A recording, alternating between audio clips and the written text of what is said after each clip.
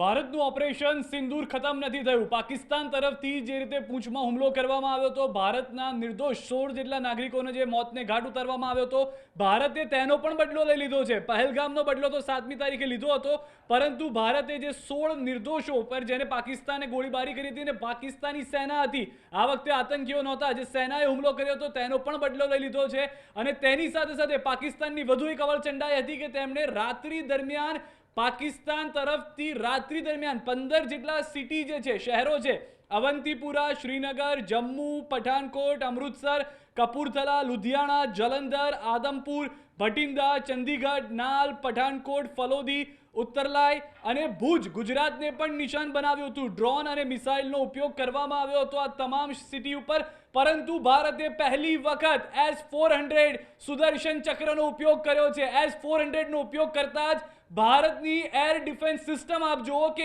એક પણ મિસાઇલ જે અત્યારના આપણે જોવા મળી રહી છે તે કોઈ પણ વ્યક્તિને મારવામાં સક્ષમ ન રહી। પાકિસ્તાને જેટલા પણ ડ્રોન મોકલ્યા હતા ભુજની અંદર, જેટલી પણ મિસાઇલ ભારત ઉપર છોડી હતી, એ તમામ મિસાઇલને તોડી પાડવામાં આવી છે। S-400 નો ઉપયોગ કરવામાં આવ્યો છે। તેટલું જ નહીં, ભારત તરફથી સવારે જ કાર્યવાહી શરૂ કરી દેવામાં આવી હતી। રાત્રિ દરમિયાન પણ ભારત તરફથી ડ્રોન અને મિસાઇલ હુમલા પાકિસ્તાનમાં કરવામાં આવ્યા। કરાચીમાં પણ હુમલો કરવામાં આવ્યો, લાહોરમાં હુમલો કરવામાં આવ્યો છે।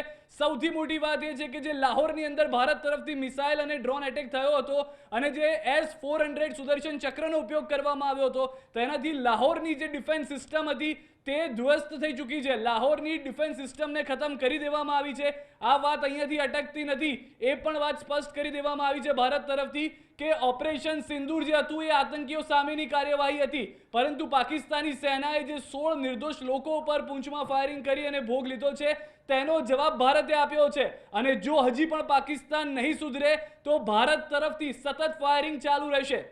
જે રીતે આપ દ્રશ્યોમાં પણ જોઈ રહ્યા છો કે S-400 નો ઉપયોગ કરવામાં આવ્યો, જેટલી પણ મિસાઇલ છોડવામાં આવી હતી, જેટલી પાકિસ્તાન તરફથી ડ્રોન આવ્યા હતા, એ તમામ ધ્વસ્ત થઈ ચૂક્યા છે। એક પણ નાગરિકને ના મિસાઇલની અસર થઈ છે ન કે ડ્રોનની અસર થઈ છે।